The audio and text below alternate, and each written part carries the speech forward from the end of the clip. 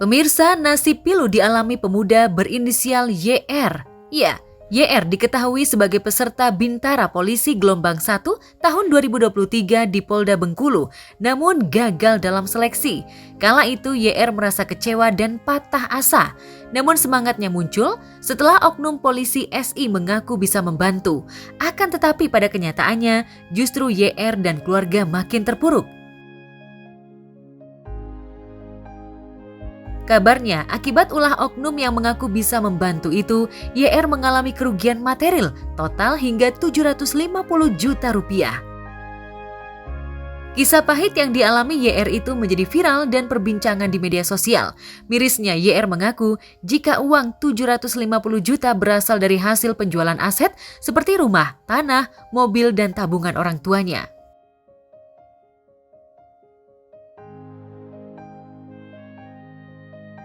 Umi Pipik Dian Irawati, mantan istri almarhum Ustadz Jeffrey Al-Bukhari, mengaku berencana membangun rumah yatim di samping rumahnya sesuai dengan wasiat almarhum. Bukan hanya itu, Umi Pipik mengaku kegiatan dakwah yang dilakukan juga merupakan salah satu wasiat dari almarhum. Udah luar biasa anugerah dari Allah. Banyak kebahagiaan di tahun ini. Banyak kebahagiaan di tahun ini. Insya Allah. Bersyukur alhamdulillah. Kalau makin bersyukur kan makin ditambahin lagi nikmatnya sama Allah. Untuk tahun baru ini sendiri nih nggak ada planning apa ngerayain? Saya selalu di rumah. Biasanya saya bikin pengajian, zikiran gitu di rumah. Nggak pernah ngerayain. Tapi itu tadi yang rumah yatim itu rencananya tahun depan atau? Doain aja, doain terkumpul, ada rezeki. Daerah mana Umi? Samping rumah saya, kepengennya daerah Cibubur. Kenapa? Umi merasa bangga pada almarhum suaminya sebab perkataannya sebelum meninggal menjadi kenyataan. Beberapa di antaranya soal dakwah dan Umi Pipik bakal dihormati orang. Karena itu pengalaman itu, karena nggak enak banget diginiin ya. Semua orang kan butuh Gitu ya. proses loh. Semua orang ada proses. Nggak bisa kita lahir udah pakai jilbab nggak? Iya. Tapi semuanya mengalami proses dulu dalam kehidupan. Allah aja nggak pernah benci kok. Allah aja senang dengan prosesnya kita. Iya. Maka saat saya juga nggak punya cita-cita saya jadi pendakwah, Mbak. Nggak punya kepikiran saya bakalan di jalan ini tuh nggak punya kepikiran. Karena saya hanya dulu ibu rumah tangga. Tapi 3 hari sebelum meninggal, satu hari sebelum meninggal Uje 1 hari sebelum meninggal, malam meninggal, siang itu masih sholat sama saya berdua di kamar.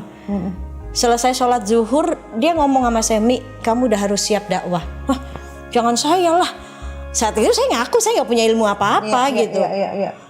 Kamu aja kan orang taunya kamu yang dakwah, kenapa harus saya? Dan saat itu dia bilang, sebentar lagi semua orang bakalan tahu kamu. Sebentar lagi semua orang bakalan lihat kamu, gak akan lihat saya. Itu udah di. Dan itu saya nggak paham, Nggak ngerti maksudnya, nggak ngerti, nggak punya firasat nanti malam dia bakalan meninggal. Baru kejawab sekarang. Orang sehat, dia bilang sebentar lagi semua orang bakalan lihat kamu. Sebentar lagi semua orang bakalan fokus ke kamu. Kamu harus lebih sabar, ujian kamu dahsyat nanti. Dia ngomong begitu, saya nggak ngerti. Kenapa harus saya yang dakwah? Udah kamu aja, karena seminggu sebelum meninggal Uja udah nggak mau dakwah lagi. Jadwalnya udah dikasihin ke teman-temannya. Oh iya, aku ingat tuh. Dan saya tanya, kenapa kamu nggak mau dakwah? Aku pengen jadi suami yang baik. Iya, aku ingat tuh. Pengen jadi ayah yang baik. Udah cuma itu doang. Jadi menghabiskan seminggu sebelum meninggal ya di rumah. Tanpa dakwah ya, tanpa keliling ya, udah nggak sibuk lagi. Bener-bener di rumah fokus sama kita gitu. Dan makanya dia nyuruh kamu udah bismillah. Dan begitu selesai masa idah, saya menunggu masa idah 4 bulan lebih itu. Selesai itu, pertama kali saya diundang dakwah itu di daerah Kalimantan, justru di luar kota. Orang manggil saya. Saat itu saya bertanya ke Allah, ya Allah, apa ini yang dimaksud dengan beliau itu? Dan apakah ini sudah menjadi jalannya? Saya ini gak punya ilmu apa yang harus saya sampaikan. Tapi saat itu saya ingat Uje, saat itu ngomong, sampaikan walaupun cuma 1 ayat. Ajak orang itu mengenal Allah. Ajak orang kenal Rasulullah. Kalau mengajak, mengenalkan kan berarti kita nggak boleh menggurui, nggak boleh menjudge dia. Orang cuma ngajak, kenali ini loh Allah tuh begini loh. Allah itu pengasih penyayang, ya kamu juga berkasih sayang, kan gitu. Itu yang disampaikan sama Uje. Dalam dakwah jangan pernah menilai orang lain, jangan pernah membenci, tapi mengajak, merangkul, gitu. Karena kita pernah di posisi yang di bawah. Iya. Akhirnya begitu orang panggil saya ya saya, Allah kalau memang ini jalannya tuntun saya. Supaya apa yang saya sampaikan saya ya semuanya datang darimu. Enggak, justru uminya Uje yang bilang kalau kamu mau nikah sama anak saya syaratnya pakai jilbab.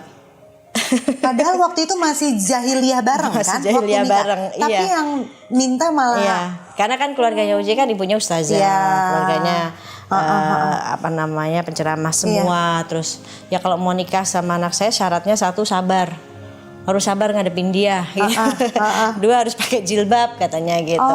Terus nggak boleh lagi di dunia model lagi berhenti. Kan waktu itu saya masih riwa-riwi ya, iya.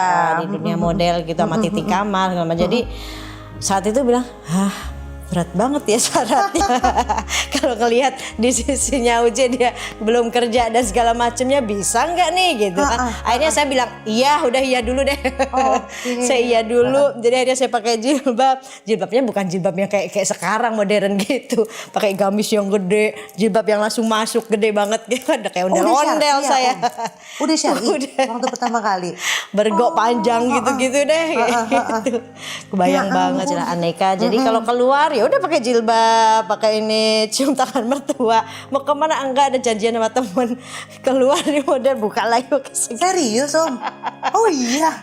Masih ngalamin jadi hal masih buka itu. tutup. Masih buka tutup.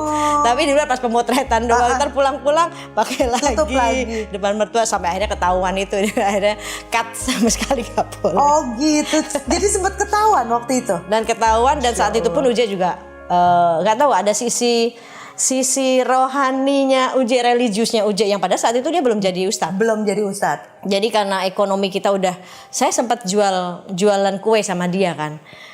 Saya bikin kue dadar gulung, coklat, keju gitu sendiri kan, dijual titipin warung-warung karena memang udah nggak punya uang kita. Sebelum Uje jadi ustadz, pendakwah ustadz ya. Gitu. Terus gitu. kita masih tinggal di rumah mertua kan saat itu, dan ya udah hari-hari saya jualan kue, dia yang ngulekin kacangnya. Saya yang bikin, udah pernah kayak gitu Mbak, kita gitu kan. Terus kita berdua yang masaknya, titipin ke warung-warung gitu kan. Terus tapi cuma sebentar, habis saat itu banyak yang julid soalnya udah kaya pakai jualan, kan mereka nggak tahu keadaan ekonomi kita. Karena masih ngeliat nebeng sama. Iya gitu, gue udah kaya masih jualan kan gitu kan. Jadi ya udahlah, akhirnya kita nggak jualan lagi. Dan saat itu begitu sudah mulai memutuskan punya anak yatim atau iya, memelihara memang anak waktu itu yatim. beliau itu 1 hari sebelum meninggal diutarainnya. Siang hari itu beliau bilang memang, dan saya kan tidak punya cita-cita jadi pendakwah ya, tidak kepikiran, apalagi saya yang bodoh ilmu, kan ustazah. Tapi 1 hari itu sebelum meninggal beliau memang bilang, kita sholat zuhur berdua, terus beliau bilang, "Mi, kamu udah harus siap." Lah, siap kemana nih? Saya bilang, enggak, kamu udah harus siap dakwah, terusin dakwah gitu. Sampaikan walaupun 1 ayat. Kenapa saya nggak punya ilmu apa-apa gitu. Yang dikenal sebagai ustadz itu kan, pendakwah itu kan kamu, saya bilang gitu. Karena memang seminggu sebelum meninggal beliau nggak mau dakwah. Beliau sudah berhenti dakwah, jadwalnya dikasih-kasihin ke teman-teman ustadznya gitu. Terus saya bilang, kenapa kamu aja nggak dakwah? Ya saat itu beliau bilangnya saya sudah jatuh tempo gitu, tapi saya nggak tahu maksudnya jatuh tempo apa, nggak punya firasat nanti malam beliau akan meninggal gitu ya. Itu kan qadarullah ya, sudah takdirnya Allah. Dan beliau hanya bilang, sebentar lagi semua orang bakalan lihat kamu, sebentar lagi semua orang bakalan tahu kamu, kenal kamu. Saya masih nggak paham tuh maksudnya apa gitu ya. Terus kalau udah bikin rumah yatim gitu, soal itu aja beliau concern banget gitu. Beliau bilang karena seorang istri yang ditinggal suami kalau punya anak banyak gitu ya, terus mereka nggak punya rumah, itu kasihan tinggal di jalanan, belum lagi nanti anaknya nggak sekolah. Nah itu yang sedih malah Rasulullah. Umi Pipik mengakui jika wasiat almarhumah akan dilakukan mulai dakwah. Dan kini sedang melakukan proses untuk meniatkan diri membangun rumah yatim. Apalagi anak-anak kini sudah besar. Umi Pipik semakin yakin jika tahun depan wasiat Uje akan terlaksana. Yang pakai jilbab belum tentu masuk surga, kamu baru pakai jilbab begini aja udah mau dibuka lagi gara-gara duit segitu.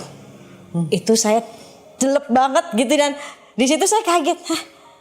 Dia ngomong begitu, dia ustadz bukan kan gitu ya. Padahal Padahal kan belum jadi ustadz, kok dia ngomong begitu ya. Akhirnya oh ya udah kan kita harus nurut ya mas suami. Oh oke gitu. Dari situ udah saya putusin untuk stop semuanya, nolak, udah tutup akses ke teman-teman ini semuanya, udah bener-bener yang dan akhirnya di situ Uje merasa yang dia kan dulu qori ya, jadi akhirnya dia memberanikan sholat di masjid dan jadi imam. Disuruh jadi imam karena suaranya bagus, sama Pak Kiai di situ disuruh jadi imam.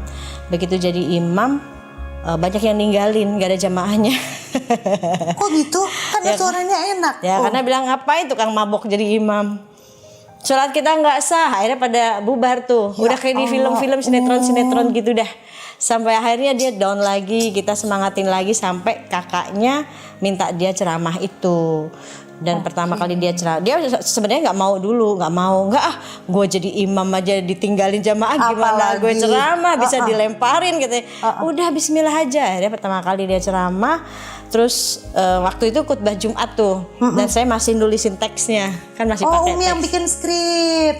Saya yang bikin, mau bahas apa nih gitu. Ya udah bahas ini. Yaudah kita bantuin bikin gitu. Umi tapi saat itu bisa bikin skrip, itu dari mana modalnya Om? Umi browsing atau nanya ke mertua? Dulu belum ada kali browsing. Belum ada ya, belum ada handphone kita cuma buat nelpon doang. Enggak, maksudnya ngebahas sama dia, kan dia punya buku banyak. Referensinya dari buku-buku itu aja. Kamu mau bahas apa nih? Udah kita cari berdua gitu. Selesai pulang khutbah Jumat, saya masih ingat tuh di daerah Mangga Besar situ. Pulang dia ngasih amplop isinya saat itu 75.000.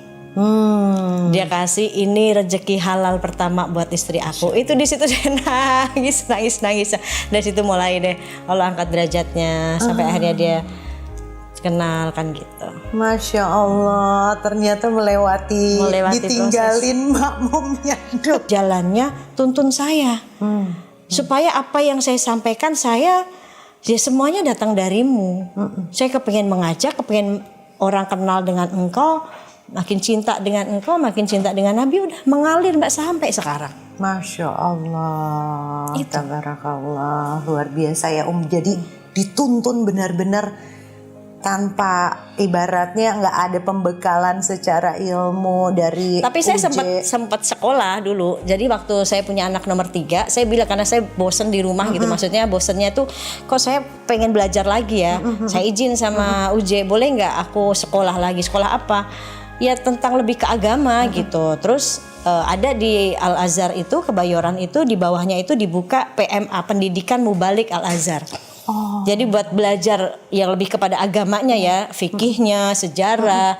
Nah saat itu saya ngambil 1 tahun programnya dan dibolehin sama UJ asal ada temennya. Saat itu saya berangkat sama Ustazah Astri Ivo. Jadi kita berdua tuh dari situ. Tapi bukan untuk mempersiapkan saya untuk sebagai pendakwah, enggak. Supaya biar ngerti gitu, punya ilmu. Karena ibu kan madrasah buat anak-anaknya yang akan mendidik anak-anak gitu ya. Hanya itu. Tapi ternyata memang ini jalannya. Ini buat nyelamatin akhirat saya yang banyak dosa ini. Jalan dakwah ini buat nyelamatin akhirat anak-anak saya, akhirat orang tua saya, suami saya, bahkan umat gitu. Maksudnya ya kan kita mengajak. Ya, itu niat utama nih ya. Niat utama saya seperti itu. Saidah saya langsung ada orang yang manggil saya dakwah. Itu buat saya apa ini yang dimaksud ya? Apa ini sudah jalannya ya? Minta lagi petunjuk sama Allah. Kalau memang ini jalannya ya mudahkan saya ya Allah gitu. Tuntun saya. Kenapa saat itu saya tidak mau langsung membuat rumah yatim? Karena saat itu saya fokus dengan anak-anak saya yang yatim, yang masih kecil-kecil, yang harus saya didik, harus saya besarkan, amanah dari beliau. Ya. Baru mungkin sekarang, anak-anak saya udah besar, Abizar pun, Adiba, kalau mereka punya di dunia entertain, mereka ada rezeki, saya bilang sama mereka, amanahnya Abi kamu tuh pengen punya rumah yatim ya gitu. Jadi kalau kamu ada rezeki di dunia entertain sisi ini, alhamdulillah. Abizar, Adiba itu berapa persennya kalau dapat rezeki dari dunia entertain, dia sisihkan ini tabung buat beli tanah, buat bangun rumah yatim gitu sih. Jadi revolusi 2024 semoga segera terlaksana. Amin. Iya, deket situ, doain ya. Oke. Untuk pergantian tahun sendiri berarti pengen ngadain ngaji bareng gitu ya, untuk berdoa bareng lah sama agama.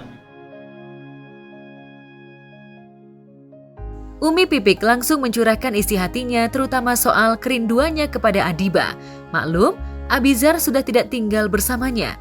Sementara sejak menikah, Adiba sudah ikut suaminya serta meninggalkan kamar yang selama ini ditempati, dan kamar kosong itulah yang membuat hati Umi Pipik seringkali membuat hatinya penuh dengan kerinduan pada anak-anaknya. Ya wajar lah ya, namanya anak-anak kita dari kecil kita boyong-boyong pindah rumah sana sini, ngontrak sana sini, kita berempat berlima benar-benar kumpul, saya sama anak-anak gitu ya, kemana-mana selalu bersama-sama gini. Dan saya punya kebiasaan kalau setiap subuh itu suka bangunin kamar anak-anak, kan di atas semuanya, kamar saya di bawah, jadi suka bangunin kamar anak-anak satu-satu gitu. Begitu buka kamar Adiba, anaknya udah nggak ada, itu Pak nyes gitu. Terus buka kamar Bilal, ya anaknya nggak ada juga. Jadi tinggal 2 kamar aja yang selalu diketok-ketok Abi sama itu buat sholat subuh. Itu wajar lah ya. Kan sudah ada suaminya yang mengingatkan. Kita orang tua doain aja gitu. Ada jadwal mungkin setiap hari apa ke rumah Umi? Sementara itu, Umi Pipik mengaku siap bertolak ke Turki untuk kegiatan dakwahnya. Kabarnya, ketika bertolak ke Qatar, Umi Pipik berencana pergi bersama Adiba. Benarkah demikian? Semoga Amin. segera terlaksana. Amin. Iya, deket situ, doain ya. Oke. Jadi untuk pergantian tahun sendiri berarti pengen ngadain ngaji bareng gitu ya, untuk berdoa bareng lah sama jamaah gitu. Ya biasanya memang gitu, setiap tahun saya nggak pernah kemana-mana, biasanya di rumah udah pengajian aja, mana-mana zikiran gitu-gitu. Ya. Nanti semuanya pada semua di rumah. Oh enggak, biasanya ini memang setiap tahun seperti itu, tapi kan kita nggak tahu ya. Gitu. Biasanya emang saya nggak kemana-mana, pasti di rumah gitu.